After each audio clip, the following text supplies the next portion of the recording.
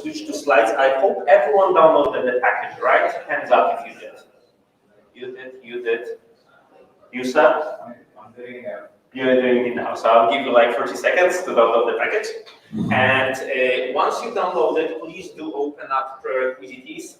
You will need to install Git, Docker, etc., etc. And please do start the PostgreSQL instance because it takes something like 5 minutes to boot up and load the data, so it's always good idea. Also, join our Discord channel so we can communicate over chat. If you happen to have any like questions or whatnot, then we'll be able to answer them as we go. And now I will switch to the slides and we can begin the workshop like for real.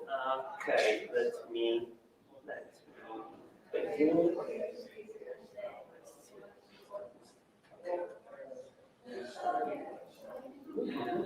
And it seems like my mouse is doing tricks on me, which we'll probably need to figure out, but we'll figure that out later on.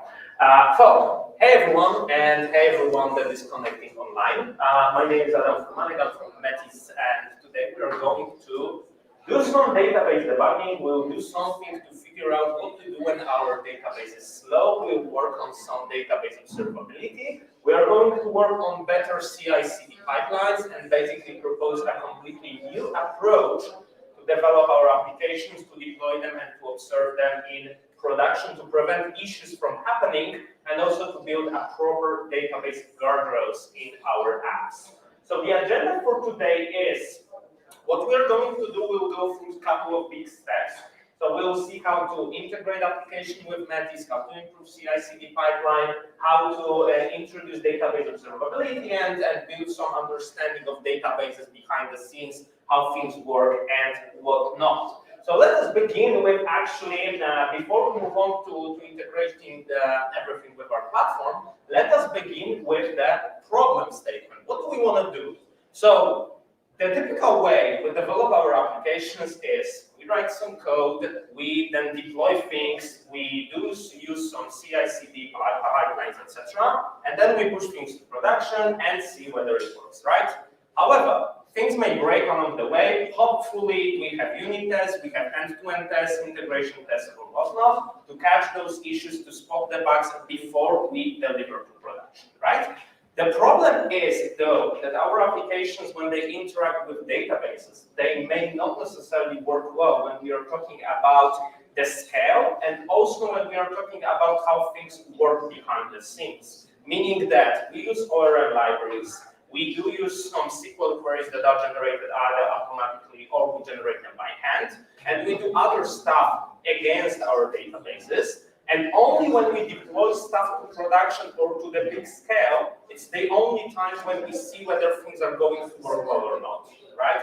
Things may break along the way, and because we are doing things in like testing environment, then we do not necessarily see those issues. We won't spot them, we won't catch them before moving to prod. What we want to do in Metis is we would like to propose actually a better way, a completely novel approach to build database guardrails, so we can figure out that there are issues or that some issues with the databases will happen before we deploy in production. It's super crucial to push those checks to the left and catch them as early as possible.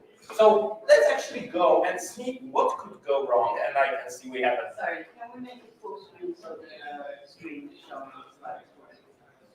We make it full screen. Give me a sec then. Sorry for the interruption. Because the StreamYard broke everything with my mouse. So give me like a minute. It's gone. The screen is cut off. Good. The screen is cut off.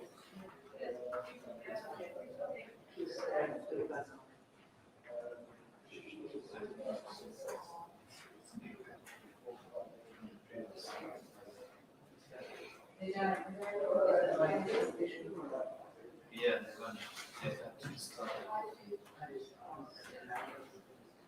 see, you can see.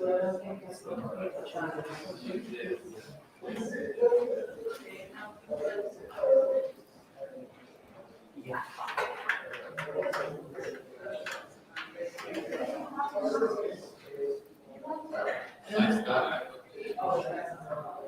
Is it better now? Cool, we are back online, lovely. So before actually seeing, before going into application and doing the workshops, etc., let's see what problems we can see when we are talking about databases. The typical problem we have is like n+1 problem with the ORMs, right? We have a database, we have a table called aircrafts. Aircraft is connected like with the seats in one-to-many relationship. What we do is in top left corner we have like a very simple application code that just loads all the aircrafts. Then we iterate over the aircrafts to get the seats. And what happens afterwards is, because our ORM can be configured to get the data in the lazy fashion, what happens is this generates n+1 queries in total. Why? Because we first get one query like select star from aircrafts to get the aircrafts, and then for every single aircraft, as we look through the collection, we send another query. The problem with this approach, there are actually two issues here. First thing is, we do not necessarily see that we have n+1 queries running behind, only if we do not check what's going on in the database. Just by looking at the application code, the JavaScript code in this case, we don't see whether there will be just like one query or n+1 queries in total, right? The other thing is, this is depending on the configuration we have. We can reconfigure our ORMs to have like, to use just one query, if we configure it to go eagerly for the data. So we will have select star with left join, etc., right? So this seems like we can change that, but we don't see this configuration here. But even if we decide to change it to like eager fashion, then we have some other problems. For instance, imagine that I have this big aggregate root in top right corner, so I'm getting some users with details, peers, information, etc., right? This thing will generate me a tons of like different joins here. And the problem is, this is actually the code I was running, I was debugging in one of the production systems. This gets just one aggregate root. Why is it just one aggregate root? Because we do the word filtering with user ID 1 to 3. Okay, so this should give us just one user. Okay, but ultimately to get this one user, because we join tons of tables, we end up with something like 300,000 rows being dragged from the database, pulled from the database to the application, so the ORM can transform that into one aggregate root. The problem with this approach is we won't spot these issues when we are talking about testing environment, dev environment, because in the dev database, we don't even have this many rows to generate like 300,000 rows in total, right? The problem is we'll get to this issue only when we deploy to production or when we go with like load tests that happen very late in our CI/CD pipeline, right? This is the issue we may have. And also, just by doing like eager loading here, we can't solve this issue. So again, doing the configuration on the ORM level does not prevent the issue from happening, does not protect us from seeing issues like this one. Another thing that we may have is, generally when we are talking about ORMs, they lack the visibility and introduce so many various things that we may miss when we are talking about the database interaction configuration and whatnot. For instance, database isolation levels. Do you know what your default isolation level is? Hands up. And I see no hands here. Do you know whether it's like read committed, repeatable read, or serialization? And this heavily depends on the database you use, but also on the ORM that you use. Some ORMs used to, for instance, change this setting. Do you know when your transactions begin? Do you know when they end? Who commits, who rolls things back, and whatnot? Do you know like about caching? Is the data cached by your ORM or is it not? Like, it is especially important when you scale out your application, so you have multiple nodes running your production system. And then if those nodes do use caching, then you'll probably get some like weird results because of the cache incoherence between the nodes, right? Do you know where is it configured? How is it configured? Just by looking at the application code, it's not trivial to answer, right? Whether those things are actually being cached or not. Same for connection pooling, same for query hits, same for triggers. Do you see whether triggers are executed, whether you have triggers in your databases? The same goes for migration, same for other things that are generally configured behind the scenes or are used behind the scenes, but we don't see them, right? Those are the problems that we want to tackle. Obviously, we could answer all of that if we have like a checklist of the questions we would like to answer, and if we go deeply through the configuration, through the production configuration, because this may also differ between staging and production, if we do load tests, if we verify whether our transactions are fast or not, etc., etc., we can obviously do that. The problem with this is we do it way too late. We do not have this at our hands as developers when we are writing our application. What we want to do, what we should do, is we would like to have a completely different approach, that we have database guardrails like built in directly into our developer experience and into our CI/CD pipelines from the very first step, pushed to the left as much as possible. So this is what we would like to achieve, and to do that, we are actually going to use Metis for doing that. So let us move on to the application we are going to use, to see how we can overcome those challenges that we have with ORMs, like changes in multiple places, scattered around the application, hidden stored procedures, hidden like functions, etc., etc. How can we make it better by using Metis? So let's move on to the packages. So I told you to download the materials. I hope you did. And let's now examine what we have in the package. And I'll be using Visual Studio Code just to explore this package. Obviously, you can use whatever you have. So generally, this package consists of instructions, what to do during the workshop. We'll be doing these instructions one by one. And this package also contains a database, sample database that we are going to use. It is pre-filled with a couple of millions of rows, so we have enough data just to see what's going on behind the scenes. And we have two demo applications that we will be playing with. So the very first demo application, we are going to use something that is implemented using Node.js, Express, and SQLize ORM, but the general idea applies to anything. What we are going to use is just one particular setup, one particular HTTP server ORM database, but ultimately you can go with different things. You can go with with Prisma, you can go with Python instead. Over the time you will have more and more languages, SDKs, etc., etc., generally to provide the same uniform experience, right? Let's start with the backend database. What I'm going to do is everything is provided as Dockers. And so to run Dockers, let me actually open the instructions how we do that. So let's move on to the step 1 HTML. What we are going to do first is we are going to understand the ecosystem, and you can follow along using those HTML files as I'm showing you. So the first thing we would like to do is we would like to start the application. So if we go to demos, Node, Express, SQLize, etc., etc., there should be a README HTML file. The only thing we need to do is basically run the application using start service, okay? And this runs our backend application, and our backend application, I already have it running here. And backend application is super simple CRUD app. We are not going to do like extensive business logic. That's not the point for today. What we're going to do is just a super simple CRUD application that, for instance, is using a very straightforward service, for instance, to get the data from the database about the airports here. So you can see I am using SQLize ORM. I guess if you didn't use it, that's not a lot of magic here going around. The only thing which we are going to do is we basically need to import some entities, and entities in SQLize are defined in like this way, that I basically create a description of the table with data types and whatnot, right? And then I can use those entities to basically query my tables, right? So this is what I'm doing. I'm doing airport find all just to get the backend data.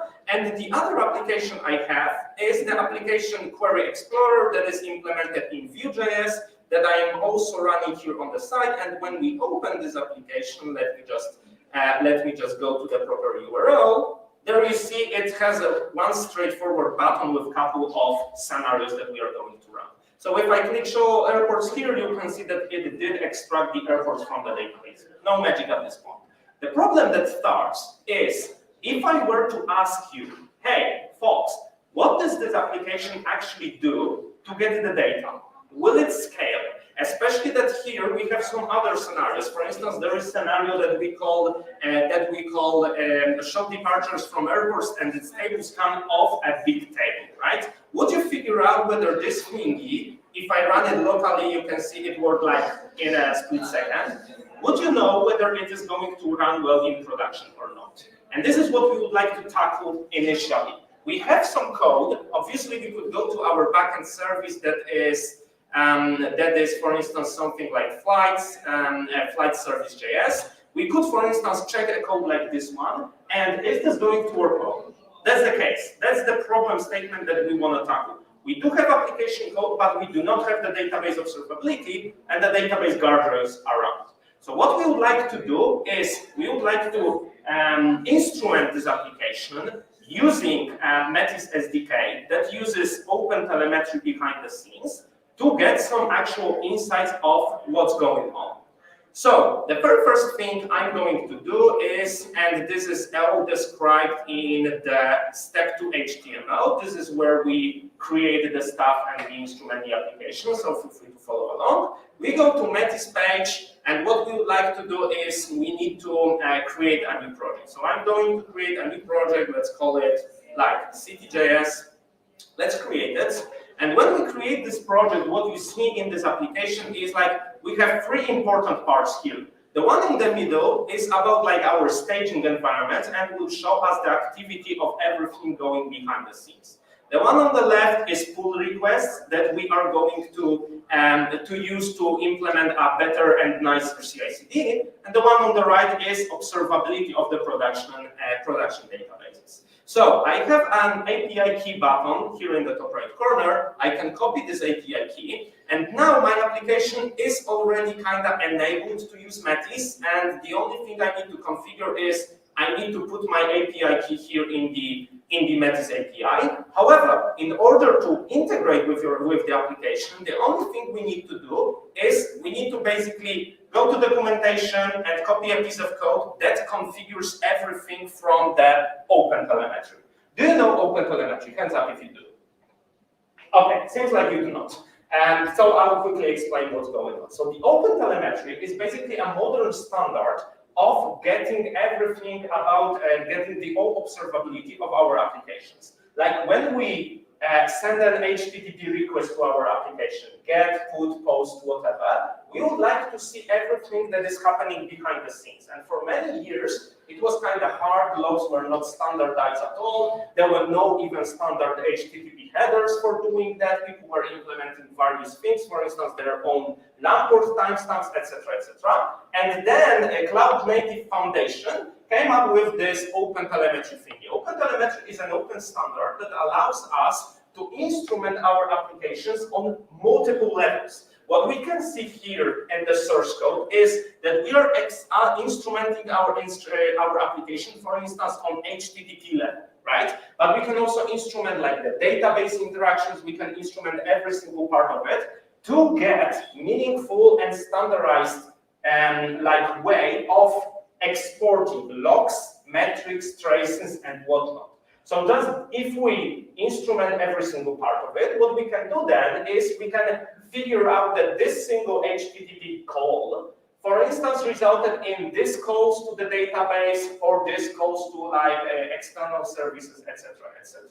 So OpenTelemetry is just a standard how to instrument stuff. Okay, it gives you the SDK that you can utilize to build your own applications. For instance, Jaeger to visualize stuff or other things, to use this standard of exporting the metadata, right? And now your HTTP servers, they do integrate with OpenTelemetry, and they export this metadata.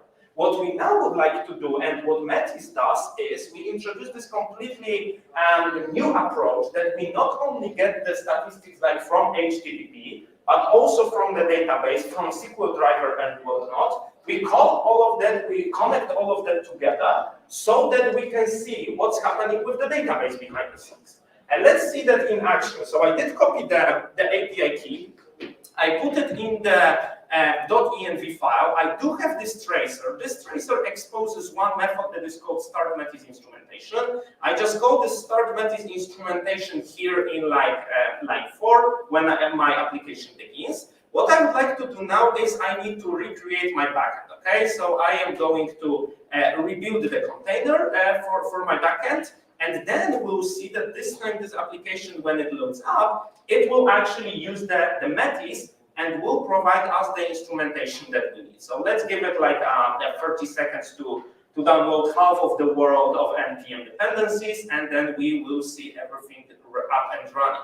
You can see that application is now back online. I can go to my Query Explorer, I can refresh the application, I can choose show all airports, and nothing changed here, right? You see, I didn't touch the business code at all. But now when we go to Metis data and when we go to our project, you can see that we do have some queries that were actually executed by my application behind the scenes. Some of those queries are like configuration queries, SQL statements that the SQLize ORM sends at the beginning to configure the database interaction. But you can see also this 304 get/airports, that is exactly this scenario I triggered here. So I click on this get/airports, and what you can see here, you can see that we do have those spans that I told you about, right? You do have, there was this get airports call, HTTP call, that ultimately resulted in getting this, this one SQL statement that we can get and extract here. So you can see this is actually the SQL query that was sent to the database, right? So we can see just by adding this one line of codes, integrating Metis to the platform, we get visibility on what is going on. Obviously, this is a super simple statement, so nothing like, let's say, groundbreaking yet. But let's actually do something more sophisticated. Instead of just getting the airports, I will now use the second scenario that is doing table scan of the big table, okay? And what we have here, when I refresh this page now, you can see that, hey, there is another call that was to get flights departures from the AAQ airport as specified here. And you can already see it is marked with red, it has some critical high yada yada things. Let's dig into what happened. So when we open this up, what you can see on this screen is we have insights. So we have automated checks that are going to tell us, hey, is this going to work well in production? Basically, that's the point. Is it using table scan? Is it using indexes? Is it calling some functions in where filtering? Does it select star or other columns? Does it specify columns explicitly and whatnot? So we do have tons of various things that are automatically assessed at this point. And you can also get some statistics at your hand. For instance, that this simple query, and the query that we used here is like this one. You can see that this query read something like 200,000 rows in total, right? And you can also see that, hey, rows filtered is marked as critical. Why? What is the case? You can see that it did use a table scan to get the data, and table scan requires the database to basically go through all the rows in the table, right? Something we do not want because it doesn't scale well. So you do see the impact, and you also do see the remediation plan. For instance, it tells you that you should consider adding index and whatnot. We have various different insights here that check multiple different things. For instance, table scans, for instance, triggers, for instance, indexes, for instance, like I/O operations, sorting, filtering, etc., right? And obviously, as we continue working on this project, those insights like will grow. We'll have more and more of them.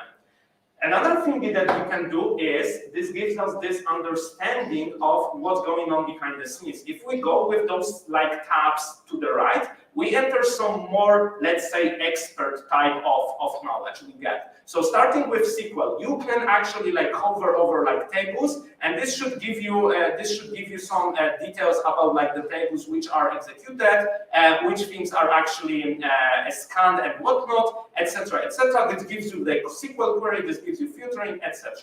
We can also go to metrics. So you can see actually what was the total cost of the operation, right? You can see which things we used, what was the row size in bytes, etc., etc. Other numbers that summarizes what is happening behind the scenes and how those things are actually working inside in this given query. We can carry on with, for instance, the query tail.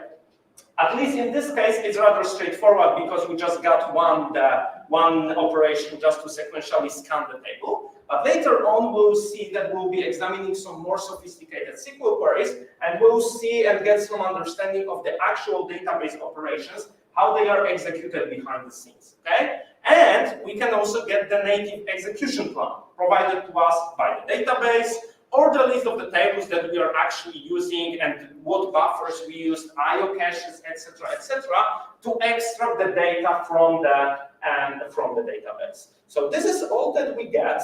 And now, how do we use that? We have seen that integrating this with our application was just like one line of code, plus copying a file from documentation. So it tells us that, hey, this thingy is critical. So we see that this tables count, this is a critical thing, right? What can I do now? Now I can tell, say, from the remediation plan that we should consider adding an index.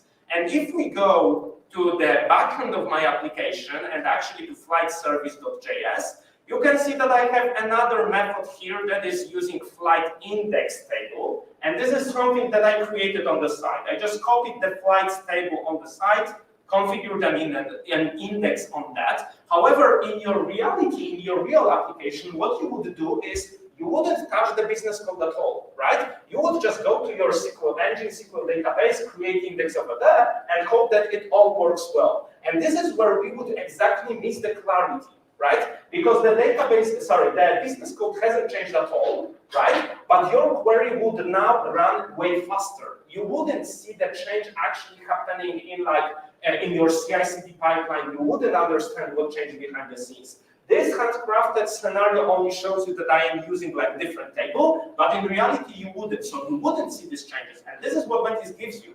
Because now if I choose this different scenario, so I choose the show departures using this index scan instead of the table scan, and I do get data, you see nothing changed here, obviously because it wasn't like a change in the business logic. And I go to my project, and now you can see that I have flight departures index, and you can see it has only one insight that is marked as like low issue, right? As opposed to critical high issues here. You open this up here, and this time you see that, for instance, this SQL statement is kind of the same if you were doing this real, because the only change would be in the index you would use. But if you now go to like tables, you would figure out that, hey, this time it was not a sequential scan of your table, but index scan here, right?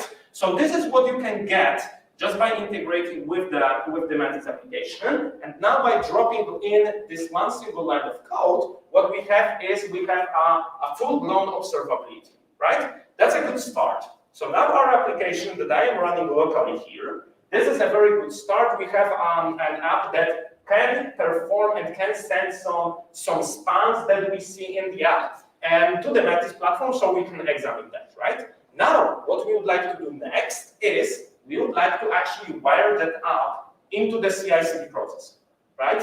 This is what we would like to do. So the next step we are going to do is we are going to actually wire things Metis into automated tests, end-to-end tests, and the GitHub Actions to see how this thing can help us when we are talking about pull requests, code reviews, and whatnot. So let's take a 5 minutes break. And after the break, we will work on those GitHub CI/CD actions. And if you happen to have any questions, that's the right time to answer them. So we meet back at 3:51.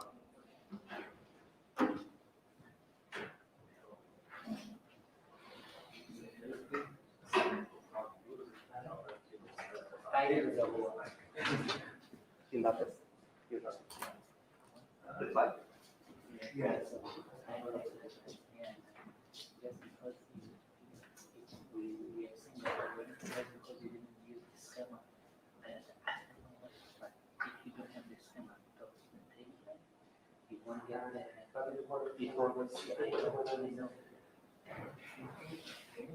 Just from observing the guys here, they don't have like best knowledge on the tools that they use, like you ask them for telemetry and whatnot.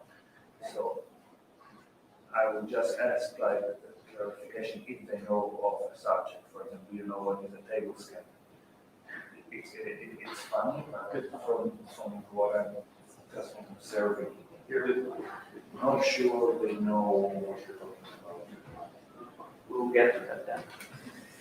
Even though like I see that he is fully interested and he's super fully interested, he's not doing the workshop, but this is like very much. Yeah, they kind of.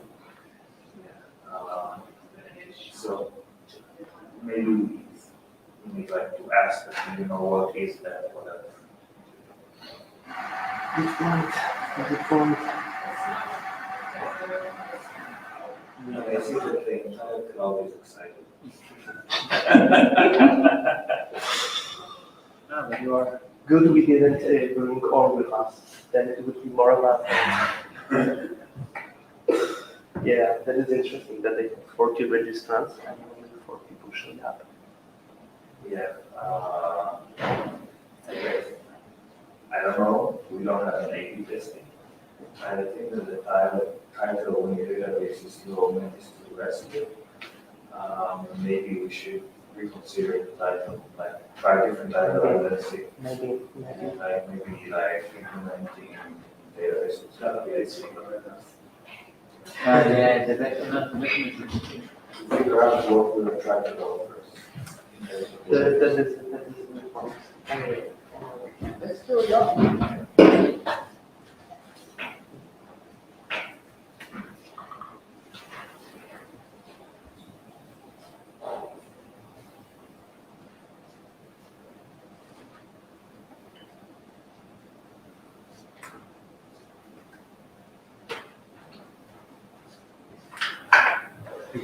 I just started reading that we didn't see the CityJS section.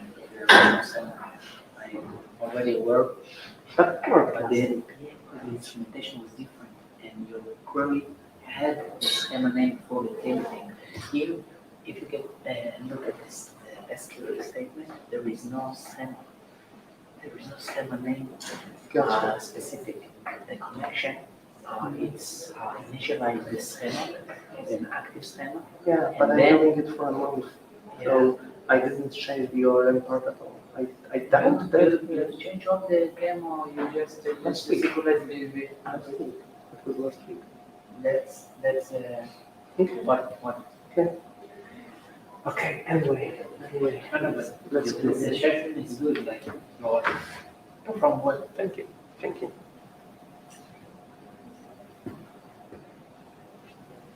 I'll go. This guy.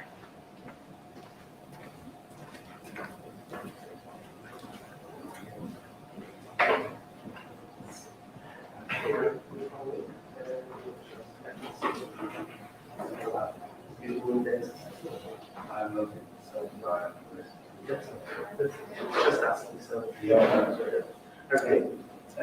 how you? Are you doing it in London or just following what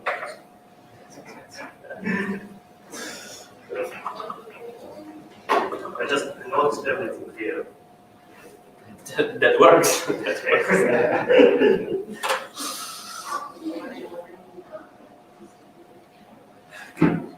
Okay, so let us carry on with the second task. So let's go back to the slides. What we would like to do now is we would like to improve the CI/CD pipeline, and then when we are doing with improving the CI/CD pipeline, we'll later focus on playing with databases, understanding internals a little bit more. As we have seen now, we took our application that was just a regular application. We didn't need to change that business logic at all. Whatever business logic you have, whatever SQL framework you use, whatever HTTP framework you have in place, just drop in one file configuring open telemetry, so this standard for emitting traces, logs, metrics, and whatnot. And you can get all the details about the operations that happen behind the scenes. The important part here is now, even without understanding, for instance, what a table scan is, that the table scan operation actually needs to go and read every single row from the table. Or without understanding that index scan is something that actually sorts the rows and can get one row when we are doing filtering, can get it quickly with like binary search, right? Without understanding all of that, we can get some meaningful insights from our application showing that, hey, this thing is not going to work well in production, or you are all good, right? Green, check mark, you can go to prod, hopefully, we believe nothing should break, okay? Now what we would like to do is we would like to get the same thingy in our CI/CD pipeline, right? Because all we did is we ran that locally. So we want to have this in CI/CD pipeline because as developers, we learned years back that we need to have continuous integration CI, that we actually take our application, compile it, download the dependencies, do linter, whatever, and then we make sure that our application works by running unit tests, okay? Then we have CD, continuous delivery, continuous deployment, that we take the package and deploy it to like pre-production environments or production environments automatically. And in order to do that, we need to be able to tell, is this thing going to work well, right? Obviously, when we are talking about databases, one of the issues or the typical issue we may face is the code that we are running works well with small amount of data, like 100 rows in our DB, but doesn't scale well when we are talking about like gigabytes or terabytes of our databases, right? This is something that we can do with our current approach with CI/CD, but it happens very late. It happens only when we run load tests and we actually switch from normal dev databases to a big scale production-like databases, optionally anonymized, etc., right? You know the drill. But load tests are expensive, they happen very late, they take hours, and ultimately if something something pops up in load tests, then we are actually already done with the implementation, right? We implemented the business logic, we are now load testing it just before going to production, and then if we figure out it's not going to work well, then we need to start this cycle again. And this is super expensive, just like in waterfall world, right? We do not want to learn about the issues at the very end, okay? So what we would like to do is we would like to push these checks to the left as much as possible to have them early in our phase, in our pipeline. We can now see that it's possible to do that with local environment, but now what we would like to do is we would like to be able to find bugs and bugs in the SQL engine as well. For instance, bugs like Halloween problem as early as possible. Do you know Halloween problem? Hands up. It's one of the very, very popular problem back like 40 years ago that we all learned how to upload. There was a very simple case that there was a company that wanted to give a pay rise. It happened last day of October. That's why this problem is called Halloween, because it happened on Halloween, right? So the query that we had was, let's take the existing salary, increase it by 10% for everyone that earns less than $10,000 US, something like this, right? What could go wrong with this query? And this query resulted in everyone earning less than 10,000 ultimately ended up earning exactly 10,000. How is that possible? The problem was that the database was updating the same row multiple times. So if you started with like 1,000, then it increased to 1,100. Then, okay, you're still below 10,000. How about we give you another pay rise, and so on and so on. This was obviously a bug in the SQL engine, in the database engine that the company was using, but it wasn't caught by any chance in like unit tests, etc., etc. Obviously, nowadays our databases tend to be a little bit better in terms of how they implement operations. Mongo doesn't lose data anymore, etc., and whatnot. However, we may still face some weird issues that are not necessarily caught during the unit test. Obviously, unit tests will figure out that we didn't add where to our delete statement, but generally, we always want to figure out as many errors as possible before going to production. The other case we have is schema migrations.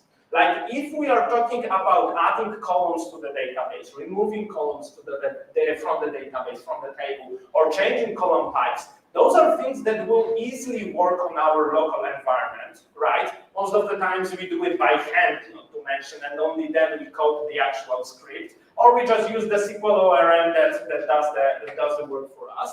However, when we start deploying things like this, if we miss or if we forget that we actually did the database migration, then we may end up with significant issues. For instance, changing the column type may actually take hours. And we won't find this issue when we are talking about doing this locally with dev environment. If we have 100 rows, SQL engine will do that in like split seconds, right? But when we go to production, changing gigabytes of data, adding columns for gigabytes of data or whatnot, may actually take minutes, hours, and this results in taking the system down. So this is something that we should be really careful when we are talking, when we are dealing with that. But also this is something that we need to figure out and see when we are doing the deployment, CI/CD pipeline, right? Another thing that we have is when, The screen is black. well, we lost the screen. Give me a sec, folks. What happened? StreamYard. But I am sharing the screen. Let me reshare. Hello.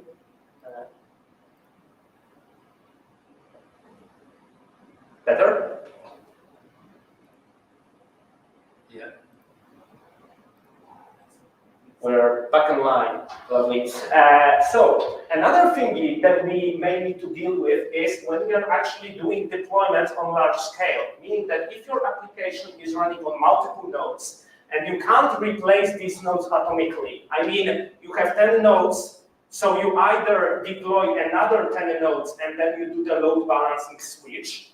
If you don't do that, then you end up with split brain, meaning that part of your nodes are running with the old application, the other part is running with the new version of the application, right? So if your schema changes in between, that may cause multiple issues. Similarly, when we're talking about heterogeneous databases and heterogeneous applications, so we have various applications written, one in Java, the other one in JavaScript, etc., talking to the same database. Then we have issues like who owns the migrations, who triggers the migration, what happens if we add new columns, is it going to work well across this stuff, right? So generally, we have various places where things may go wrong with databases, and we would like to see all of them when we are talking about CI/CD pipeline, and also we would like to get them analyzed automatically.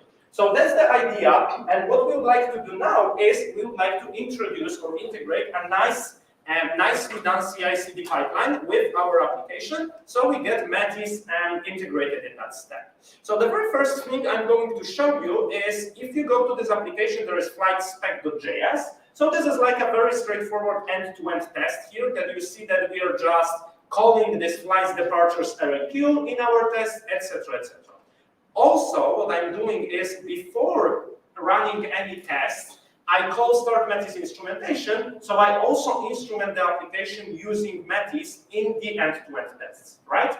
What I would like to do now is I'm going to build a very straightforward GitHub Actions pipeline to build a CI/CD. And obviously this translates to whatever pipeline you already have, Circle CI, whether you use Bamboo, whether you go with Jenkins or whatnot, TeamCity, this is exactly the same, right? I'm going to just build it to show you how this can be integrated with GitHub, but the way you integrate with whatever application you have is obviously up to you. So we would like to open step-free HTML, and the thing it tells us first I need to go to GitHub and I need to create a new token that I will use for the Metis so it can comment on our pull requests. So we have some additional fancy features here. So I go to developer settings, I create new access token, I generate new token that we will call like CityJS. I give all the permissions to the repository, I generate the token, and bang, there we have it, okay? Now what I would like to do is I would like to create a repository. So I will create a new repository for the application I'm running, and let's call it like CityJS. I create this repository here, and what I want to do is now I want to configure GitHub Actions. Do you know GitHub Actions? Hands up. Okay, half. So GitHub Actions is basically a very straightforward implementation of like CI/CD pipeline built in directly into GitHub. You don't need to configure your own, let's say, scripts. You don't need to configure your own nodes, databases, servers, etc., etc. You just provide a YAML file in which you explain what we are going to run in our CI/CD pipeline, and then GitHub will take care of that. We'll spin up hosts, we'll run the scripts, we'll do all the magic for us. So the thing I want to do is I need to configure those GitHub Actions to provide a couple of environment variables that they will use along the way, just like with our .env file. So I go to settings, then I would like to go to actions, and I'd like to go to the settings of the sorry, I went to the wrong place. I would like to go to, no, I want to go here. And I would like to go to secrets and variables and actions. What I want to do is, I just created a token in GitHub. This token Metis would like to use to comment on GitHub action, on your pull request, to add some insights that, hey, this pull request send this queries, etc., etc. So I create a new repository secret, and I should name it PR token GitHub. So I create secret with this given name. I copy the token, the one that I just created. I put it here, and bang, we are good. The other thing I would like to do is I would like to create two repository variables. One of them is the Metis API key, the same key I used throughout the application in previous step. So I just go to my .env file, I grab the Metis API key, I put it here, and we are good. And the other variable I need to use is I need to have an actual PostgreSQL database I'm running behind the scenes, right? For the purpose of this workshop, I do have a database, read-only database exposed in AWS, so I can reach out to it easily from my GitHub Actions. Obviously, in your, let's say, production-ready pipeline, you would have your own database, etc., etc. So anyway, I need to copy the database URL and environment variable, and here is the connection string. I just get it, I just paste it here, I add variable, and I'm good. Okay, so I have my GitHub Actions configured. Now what I'd like to do is I would like to extend my application to use those GitHub Actions. So first I will push the application code so that we can track the changes I'll be introducing, and GitHub can then run appropriately the actions. So I'm going to my Git-ini, to my backend. What I'm going to do now is I'm going to create the commit. I need to add the origin for Git. I'm not doing any magic here, just the regular stuff you probably do once, and that's it. And then I just need to push my changes and create a new branch with the changes I'll be implementing for GitHub Actions. Okay, lovely. So we have it here, and it seems like it was all pushed out. Let's see whether I did it right. Yes. We have our files in the repository initial commit of what we had before, okay? Now what I'm going to do is I would like to create a couple of GitHub Actions that will trigger some magic for me. So first I will just copy these things, and then we'll see what I'm exactly doing. So the way you configure GitHub Actions and your CI/CD pipeline with GitHub is in your repository you need to create a new folder that you call .github. And then you need to create a new additional folder that is called workflows, and then you create YAML files in which you explain what you would like to do in your CI/CD action. So you can see that I want to run some tests when I push my feature branch to the repository. So what I do is I have a job that runs tests on push. It runs on some latest Ubuntu machine that GitHub will provide for me. It checks out the repository code, so does git checkout, etc., etc., npm install, and finally does npm run test. Okay, that's it. That's all the CI/CD I need to do. If you use something like if you have CI/CD in your application, in your infrastructure, obviously this would easily translate to what we are doing, to what you are doing, right? So we are not building anything new here. We are just adding one simple step. And what is this one simple step? We just push the Metis API key throughout the test. I just add the Metis API key as an environment variable so that Metis can be instrumented. Let's carry on. I would like to add additional GitHub action that is going to run the tests on my pull requests and also capture everything in the Metis platform. So I copied another YAML file. What it does is it again checks out the repository code, npm install, runs the module, runs the test. But this time it also provides additional environment variable that tells, hey, this test that you run throughout this npm run test is part of this GitHub pull request, GitHub PR, right? And then we would like to also let the Metis know, hey, there is a new pull request coming on for this project.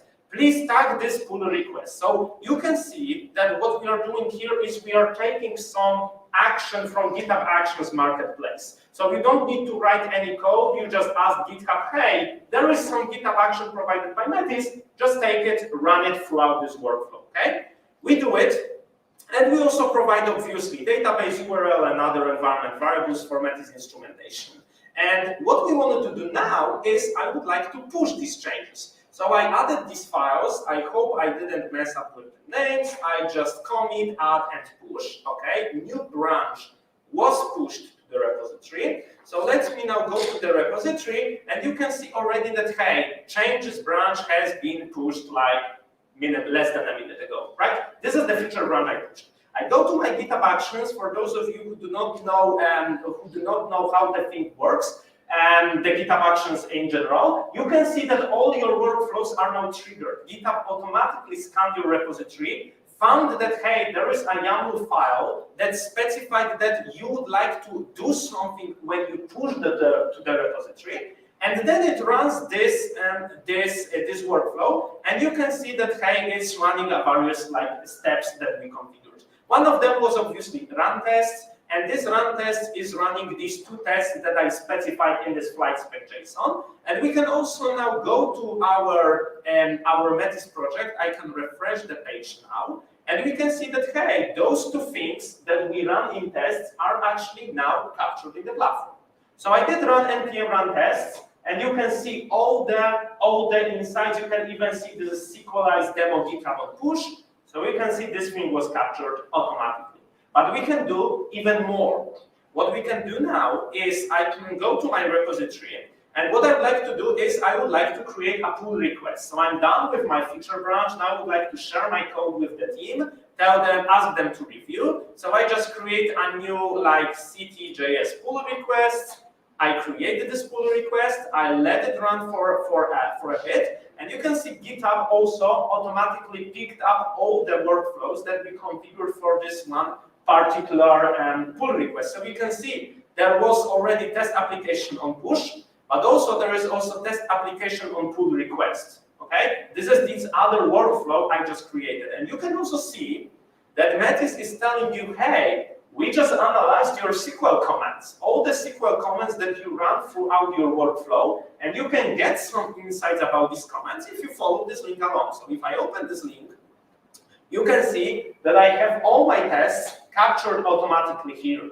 And if you come back to main page of the project, you can see that there is this new pull request running up here. So what we can get is we now have the automated CI/CD that is showing you the performance, and you can see that, hey, this test that wasn't using the index is critical, etc., etc.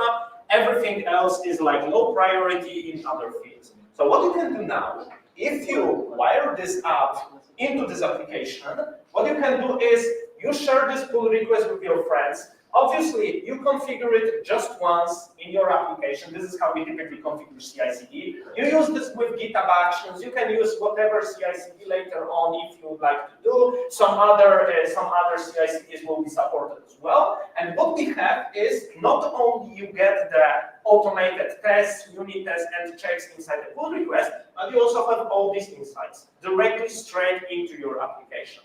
So just by looking at this, and obviously at this point what we have is we now have the performance insights, we'll have the schema migrations insights, etc., analysis of your tables and whatnot, and you can immediately see, without going to any load test, that hey, this thingy might not necessarily work well in production, right? So this is how we can do. And obviously, wired up directly the same experience as you have. And important to notice here is that we are not building any code in your application, etc.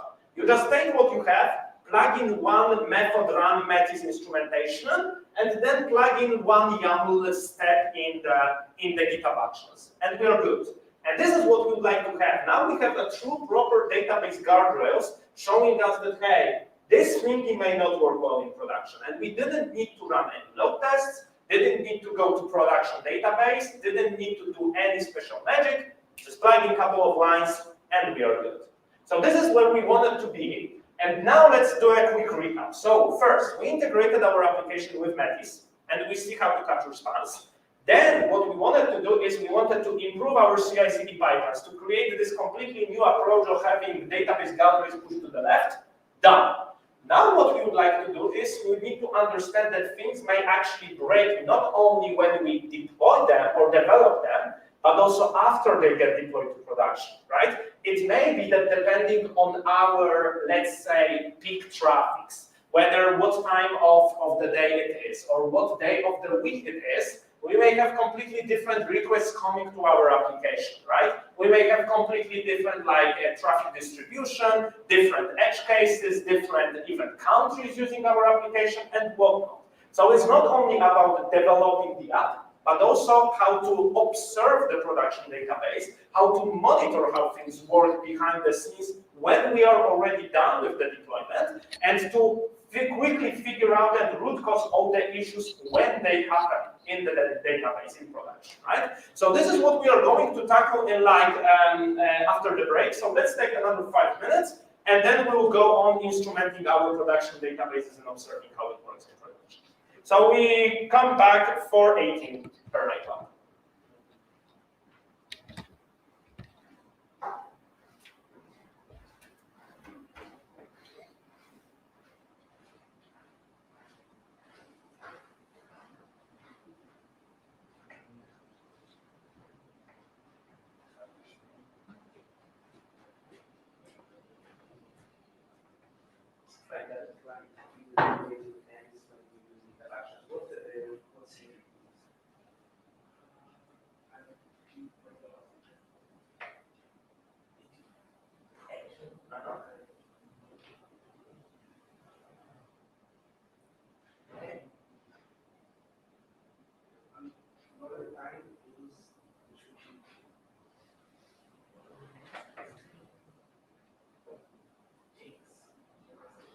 Gotcha. Sounds good.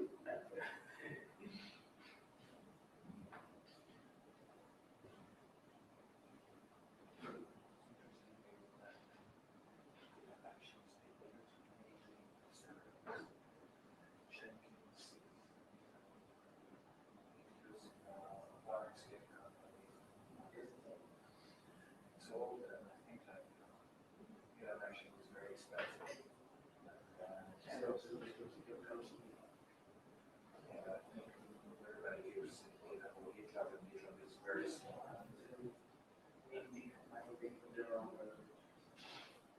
Today, for example, Citibank, they have local,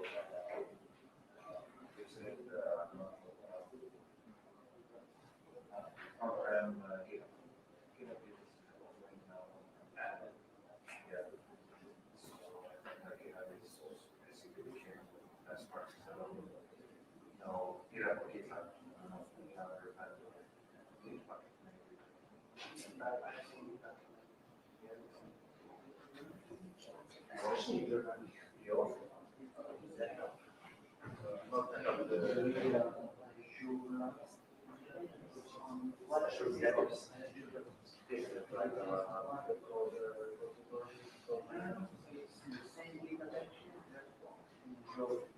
What kind of level did you use for the code?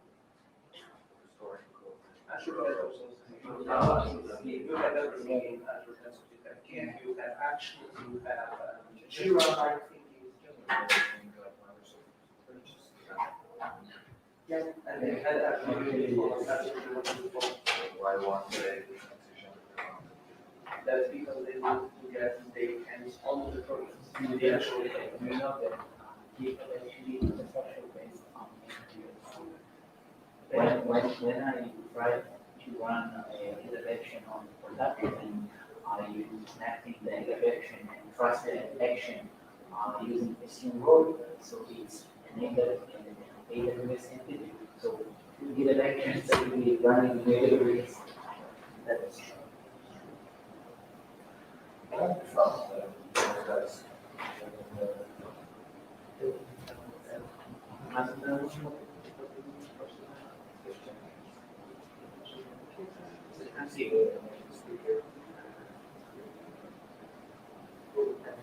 Jenkins, yeah, many companies still use Jenkins to use CD.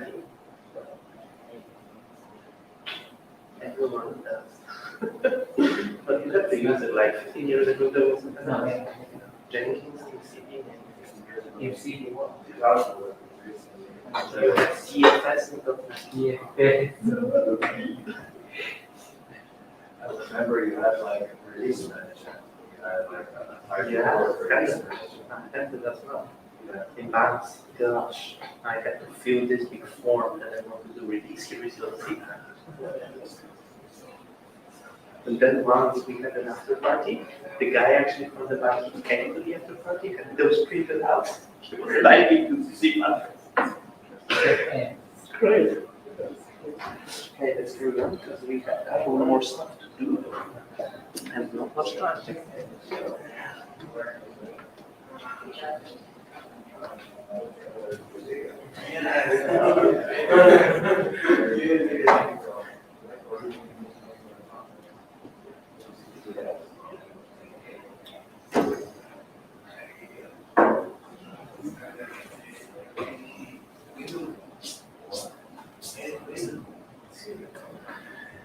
Okay, folks, so we'll carry on with another part. So, what we did is, we took our app, integrated it with Metis, used OpenTelemetry, we have full monitoring for observability of what's going on. We improved our CI/CD pipeline, now it runs on steroids, we see what's going on behind the scenes, we have automated insights, etc., etc. What can we do now? Now the thing is, we deployed to production, and it may be that even though we tested our app, we still have some bugs or inefficiencies or whatnot, but they do not manifest themselves like the very first minute after we deploy.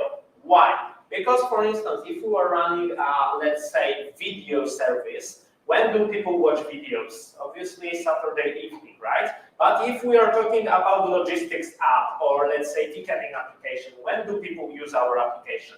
Mostly 6 to 8 a.m. and then probably something 3 to 5 p.m., right? Something like this. So depending on our peak hours or peak days, we may get completely different traffic distribution coming to our application, right? Let's take the video examples again. Like we'll have different videos available in the US, different videos available in Europe and Australia because of licensing fees, right? So depending on the different content we serve, we'll get, for instance, different genres and different queries coming to our application. So let's see how we can help this situation when something breaks. We'd like to get a nice root causing, nice observability and information that, hey, there might be an issue. So generally, if we were to classify problems with databases, there are 3 different big groups of problems that we may face. One of the problems is code changes. So we did change our application, logic. Obviously, JavaScript code in this example. So it resulted in running completely different select statements, right? Different queries going to our database, resulting in obviously different scenarios, different problems. For instance, schema changed, or we have a bug in our SQL statement now, and what. The other group of issues is schema changes. Something that we already briefly touched upon is that when we add new tables, new columns, change columns types, and whatnot, we may actually cause our performance to significantly change just because, for instance, indexes are now inefficient, etc., right? So those things are related more onto the database. Now we have a nice way of observing what is actually going on behind the scenes and how we change the database, right? But the other thing that is super important is query changes, in a sense, not that we change the query, the text of the query, but the query is now executed completely differently. Why can that happen? When we are talking about executing the query in the database engine needs to figure out how to actually get the data you are looking for. So, how to scan the tables, whether to use indexes or not, in which order scan the tables, in which order use the filtering conditions and whatnot. This depends on the thing that we call statistics, and this depends on the volume of the data we have. Statistics are basically some numeric values showing that, hey, this is how many rows you have, this is kind of the distribution of the data you have, this is how many null values you have in your database, etc., right? And these statistics heavily depend on the environment, obviously. You'll have different number of rows in dev environment, different number of rows in production environment, right? And also, this is going to change over time. meaning that today your business runs with like 1 million rows in the database, but the following week it may be 2 million rows in the database. So statistics will change, and hence the performance and the patterns of how we work with the database will change. Another thing that changes is, for instance, locking and transactions. If you have just like one transaction per second, then locking is not a problem, right? But if you have like lock contention because you have peak hours and multiple people hitting your database, then you have completely different performance characteristics, completely different problems, right? Those things will manifest themselves in the production system, not in our dev environment. So we need to be able to observe the production database easily and monitor what's going on behind the scenes. What can go wrong actually, and things that can change, when we are talking about the queries, for instance. Let's say that we run a handcrafted query that the database can optimize for you. For instance, at the top, I am using a query that uses CTE, common table expression for short. The idea behind CTE is like, I would like to extract the common part of the query to the, let's say, temporary table that I will use across. So what I'm doing is I'm running a handcrafted query that basically goes through all the boarding passes, calculates MD5 hash twice based on the ticket number, and then it does some couple of joins with filtering, etc. If I run equivalent query without the CTE, you can see the performance with around 8 million rows changes from 13 seconds to 8 seconds. This is something that either we can optimize manually, or this is something that your SQL engine may optimize depending on the content of your database, depending on the volume of data you have, depending on how you structure the data and what is the traffic and whatnot. So this can change. The other thing that we have is, I mentioned indexes quite a lot, right? Because just as we saw in the first step, when we were doing table scan, Metis suggested, hey, you should add an index. Index, the way it works is when you create an index, it basically sorts your data on a hard drive, so that now when you are going through the index, you read the data sorted according to a column, right? And whenever you create a primary key typically in all the database engines creates a clustered index automatically, right? However, the thing is, the index may be also created manually. It may include multiple columns. You may define which columns and in which order. So you can create those indexes manually, and there are various types of indexes. Like the typical type we use is B-tree index. So we basically use a binary tree that is sorted so that we can do the binary search using this binary tree and we can extract rows faster, right? But there are also hash indexes. If we're talking about JSON-B data, so storing JSON unstructured data in our SQL database, we may use specialized indexes for these scenarios and whatnot, right? So the typical answer, what to do when your database is slow, is just add an index. But what happens if you tell that to a junior developer? We end up with too many indexes. We just have more and more indexes, right? It's slow, let's add another index. But indexes are not free, okay? They do improve the query, the search performance, but now when you modify a row or you add a new row, you also need to update every indexes you have, like that covers this row, right? So generally, we shouldn't be indexing blindly, right? If we just add index more and more, we'll just kill the database, the same way as we are killing it without adding the indexes, right? So what we need to do is we need to get the observability of the production system to understand whether our indexes work, what are the queries, how the traffic distributes, etc., etc. And this is what we would like to do, now. So what I'm going to do now is I'm going to show you a thing that we call Metis metadata collector. And metadata collector, let's open up another step. This is step 4. So what it does is it's a tiny component that we run in Docker, or you can run it any way you wish, but we provide a Docker doing that connects to your database and extracts some statistics about the database. It extracts, for instance, the queries that you executed. For instance, for PostgreSQL database, it uses pgstat statement extension to get the data, the queries that were executed, right? It also, for instance, extracts the indexes, the schemas, number of rows, statistics, etc., etc., anonymizes that so you can run it in your production environment and it allows you to observe the performance of your databases. What I'm going to do is the Docker I'm running behind the scenes with the PostgreSQL database is already like enabled to with this extension. What I now need to do, I'm going to run a new Docker that specifies what I'm going to do. So I'm using this public image of the Docker that we store in AWS ECR. I need to replace here a couple of things. For instance, I need to put the Metis API key here in the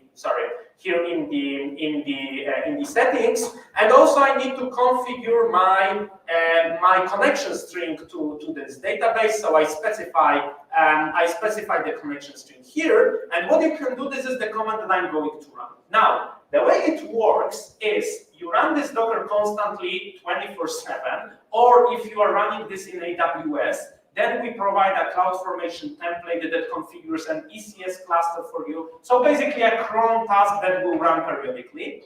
What I'm doing is, normally this metadata collector runs every hour. I'm now overriding it to run constantly because I will be running it on local environment.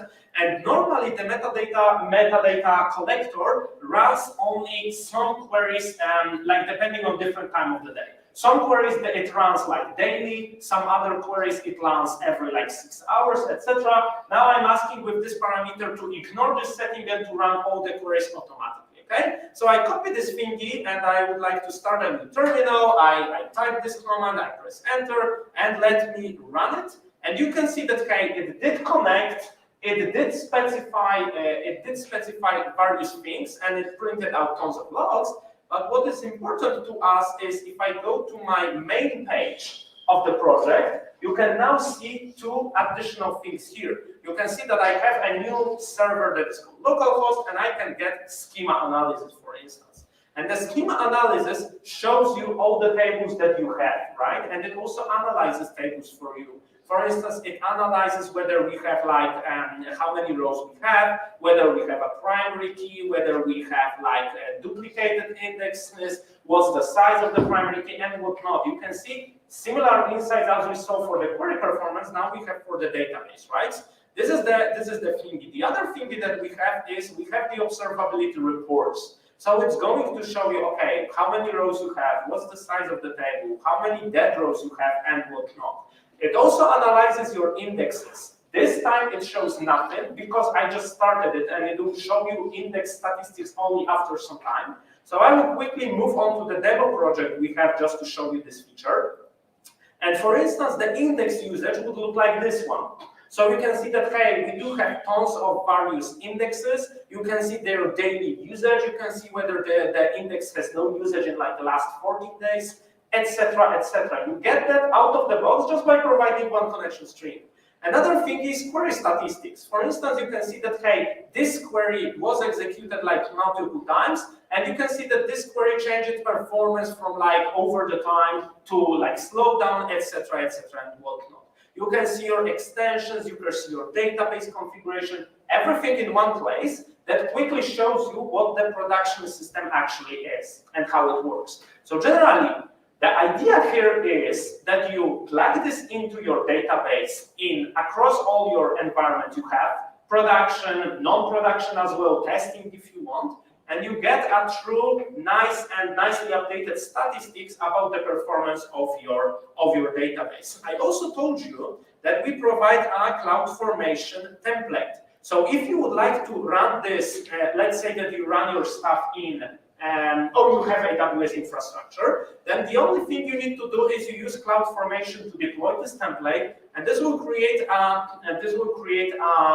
ECS cluster that runs all the things like hourly, that cleans up afterwards, so you don't pay a lot, etc., etc. And obviously, what you can do is, if you want to figure out what this thingy is doing, because this thingy is something that we would like to run in production, right? Then probably you might ask, okay, what is this doing? Is it safe to be run in production, right? Does it anonymize data, etc., etc.? You can just go to like GitHub Metis metadata collector. It tells you everything: what permissions you need, what parameters you need to provide, how to troubleshoot this thingy, how much money it will consume, and whatnot. You can check the code, etc., etc. So feel free to just take a look at that. Obviously, you can run it from Docker, but if you are concerned about security, anonymity, etc., etc., it's all go there. So we can go and figure out how it works. And after connecting it to your database, you get the full observability experience. And this is actually what closes the loop. So we started with the situation that we did have an application running, and we had no idea whether it's going to work well in production, right? We didn't know whether it's going to fail or whether it's going to succeed when we deploy stuff. We didn't know how fast it works. We didn't know what queries it sends, etc., etc.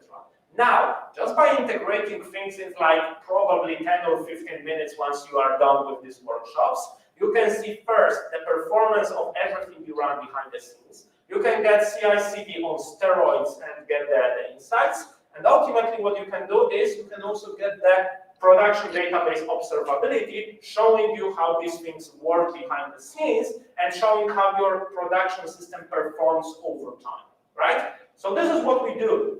And now what we are going to do is, let's say that we integrated all of that with our application, right?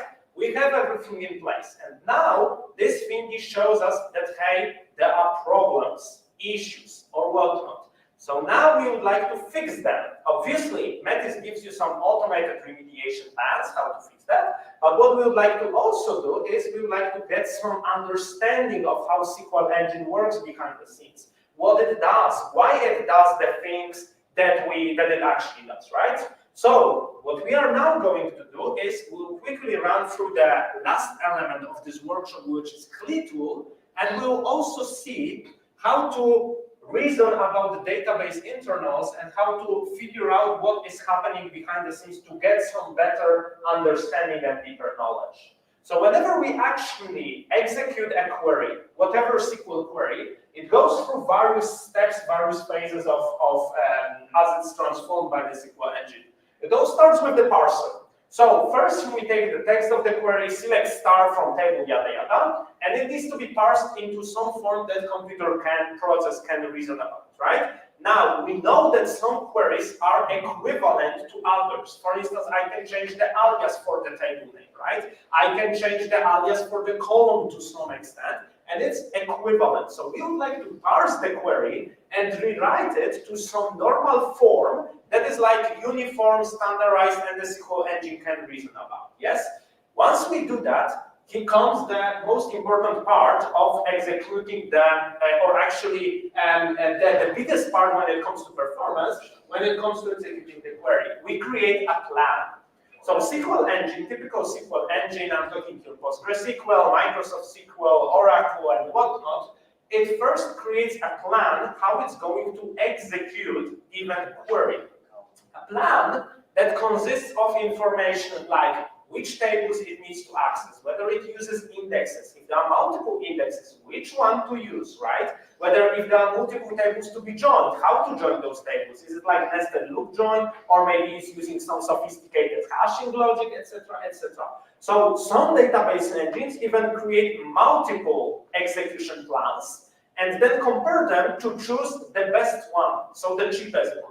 And finally, only when we are done with the execution planning, then we take this plan and run the actual executor. So then we go and get the actual data from the database. Now, what is a plan, actually? If I take a query, like the one on the left, you can see that I added this keyword explain at the top of this query, right? This is how you can extract the execution plan from your PostgreSQL instance. And you can see the actual, the execution plan on the right. And this execution plan tells you exactly what the SQL engine is going to do. Just by saying explain, I'm not asking the engine to execute the query. I'm asking it, hey, what are you going to do with this query? How are you going to execute that? So let's dig into and see what's happening here. So every single plan that we have consists on multiple nodes. Basically, more or less, every row on this slide is a node of this plan. And those nodes, they have various multiple important parts. One of them is what the operation we want to execute. So you can see here at the bottom there is sequential scan, or there is bitmap heap scan, etc., etc.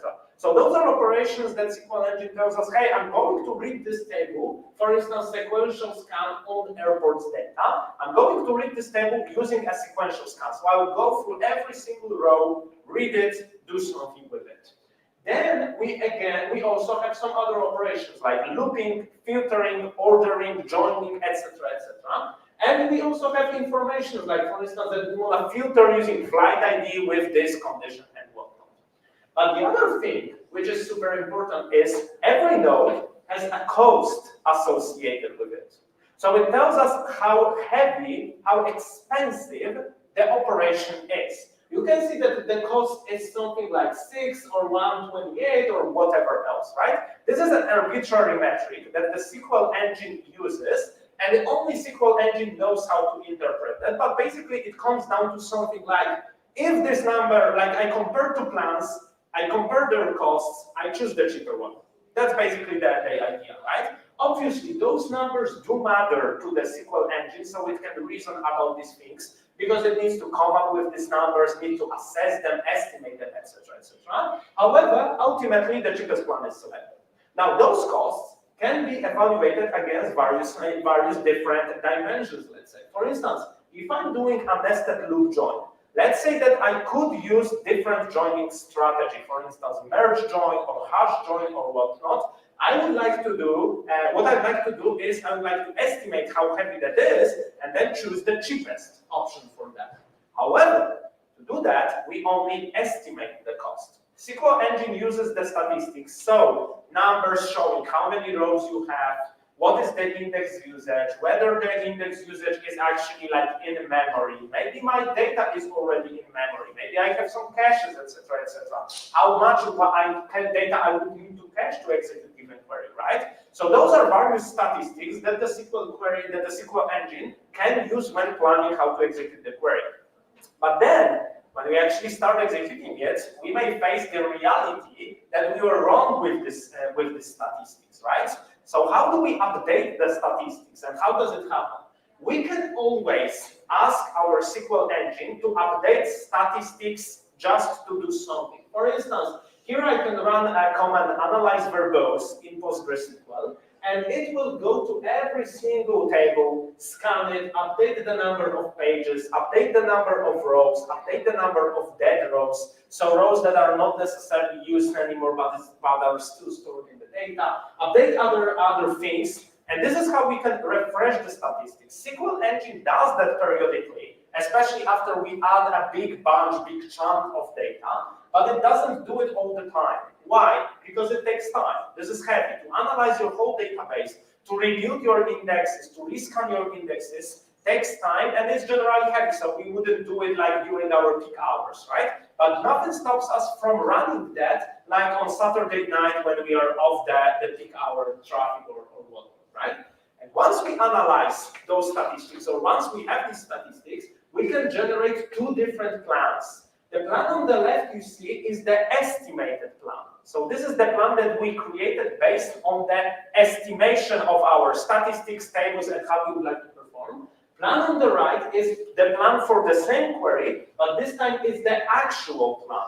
So how it happened or how it worked when we actually executed the query. And you can see that we have some additional data in each node. For instance, we have actual time, we have the rows, how many we extracted, and whatnot. So let's actually take something like the second to last node here, and you can see that estimated plan said that we'll extract something like 156 rows, but actually we extracted 381, right? So if we have inaccurate statistics, then we won't be able to reason about those plans, and we won't be able to reason about the stuff. So how can we, now when we understand how things work behind the scenes, how can we use that to expand our knowledge and to analyze our database easily? And what we can do is, we can use the CLI tool, to basically explore our database.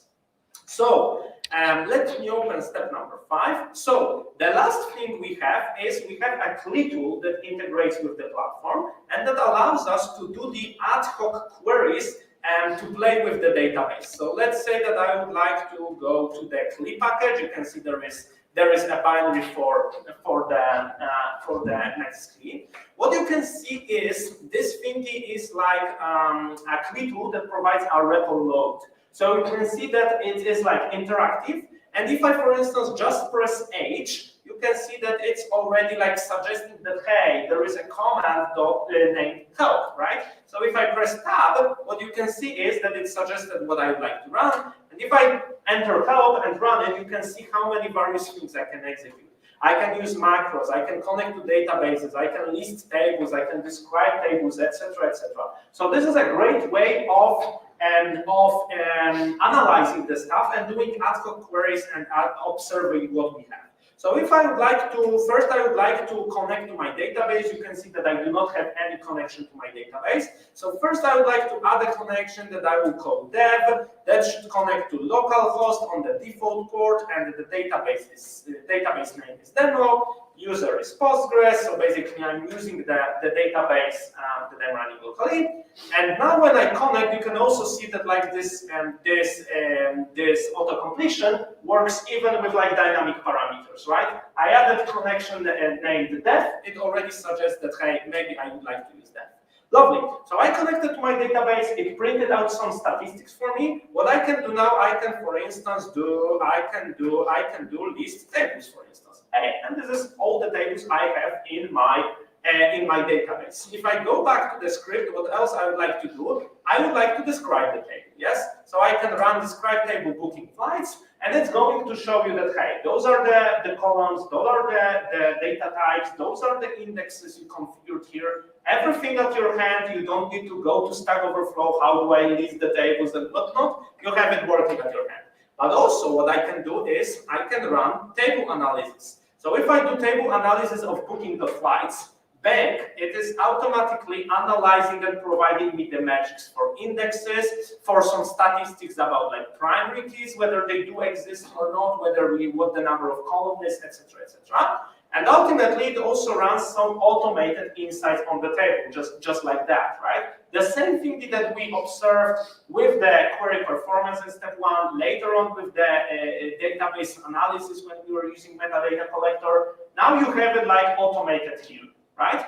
What we would like to do next is, when we have this CLI tool, when we have the CLI tool, what we would like to do is, we would like to connect it to Metis. Okay, so what I can do is I can do set API key. I just need to copy API key, obviously from my .env or the command I was using before. I can set the API key now, and what I can do now is I can, for instance, analyze queries. So let's see what I'm doing now. I would like to analyze the query select count star from booking flights. I would like to show the plan, I would like to show the explain, I would like to use estimated one type. I press enter and bang, it's doing me the magic. So you can see it's pretty printing you the plan, the execution plan of what you have. It's going to explain you what operations we use, what is the cost, etc. It's running some insights for you automatically, and it also provides you a link that if I copy this link, or if I open this link, points you to Metis platform. Hey, this is the query you wanted to execute, right? And you have all the insights here at your hand, telling you that, hey, this was an estimated plan, reading one table, this is how many rows we predict to read, and whatnot. So we can do that, you can mix it, like either CLI tool or interactive approach, etc., etc.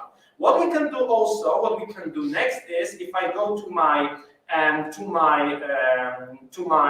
can also use the actual plan, but we'll skip that. But what I can also do is I can now run some crazy query that is going to show tons of various things that I would like to execute against my database. So I have a really big select statement with tons of various joins, etc., etc.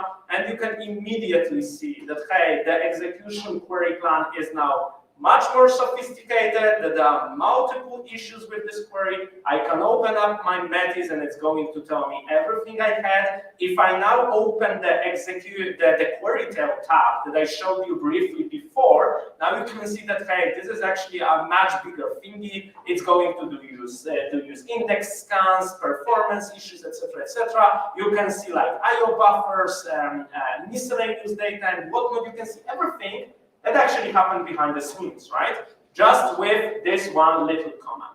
But not only that, what we can do next is, what I was showing you until now is, I was just running these things in repo mode, right? But nothing stops you actually from running this thingy in like a very little way mode. Let me just open the script again. So I can, for instance, run this command just by like from command line and specify all the parameters from command line. So if I now do this thingy and I provide all the parameters like use this dev connection, use this query, show plan, show explain, I press enter, you can see things that it did connect to the database and printed out all the stuff. So if you wanted, for instance, to take the data we have here and we wanted to plug it into different systems you have, or different CI/CD, or maybe some automated reports or whatnot, you don't need to parse the Metis web page, obviously. You can, for instance, use the CLI tool to generate all the data you have and get automated things that you can use with other parts. So we can now see, based on what we just did with the CLI tool, we can see how we can close the loop and really have a good starting point to do everything we need. Database may break at any time. We know that, hey, there are ORM issues, there are problems with databases, problems with how we run the query, problems with missing indexes, with schema migrations, with the deployments. There are so many moving pieces around that can break the application that generally we need to be careful when we are developing stuff. Waiting for the issues to pop up in the production is completely unacceptable in today's world, right? But also waiting for issues to pop up in load tests is way too late for us. We want to push things to the left and check those as early as possible. We would like to be proactive, right? We need to understand that we need to have completely different approach of dealing with our databases. We need to have database guardrails that we run as early as possible and we get constant monitoring, constant feedback just at our hands when we are doing the implementation and whatnot. And Metis ultimately gives you all of that. Just by dropping one line of code and one file you copy from the documentation, you can integrate your application and get all the insights as you are typing your code, right? You don't need to wait for load tests to see whether this thing is actually going to work well. No, what you can do is you just have all the insights automated just when you run the queries. You can improve your CI/CD to finally get a true CI/CD pipeline that stops bad code from reaching production. And ultimately, you also get the safety and the observability of your production database that allows you to see what is happening in your live system. Not only that it shows you the problems, but does it also gives you the root causing mechanism, showing you that, hey, this is the query that was executed. This is the REST API code that caused the issues. This is actually the full trace of what is going wrong and how you can troubleshoot that and root cause that so you can figure out what the problem is. So, to summarize, we want to have database guardrails. We want to have them now, as early as possible, push all the checks to the left, and Metis gives us a learning that. Any questions? And by the way, I'm not following the YouTube chat, so maybe folks you could check if there are any questions over YouTube. And this QR code points to our web page. Feel free to take a look. Feel free to read the docs. Join our Discord. Drop us a line. Ask us the questions. Also share your user stories and share your success stories, how you use Metis and how it improves the world and everything around that. And being all of that said, I'd like to thank you for coming here. Hope you liked it. Hope you enjoyed it. Join us in the conference. Come to our stand. Ask us any questions you wish. And let's stay.